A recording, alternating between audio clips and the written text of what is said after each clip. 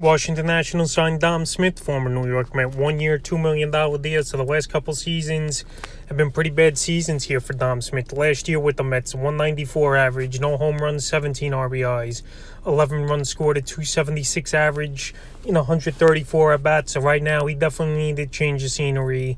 And there's no room for him on this New York Met club, with obviously Mark Canha having a great season last year, Pete Alonso obviously at first base, and now Francisco Alvarez coming up as well, even though Dom Smith was in the minor leagues a majority of the season and injured. But right now, signing within that team, that's a young team, rebuilding, obviously. And I think he could be a guy that could crack the starting lineup as a DH or a first baseman for this Washington national team. Like I said, it's a youth movement over there in Washington.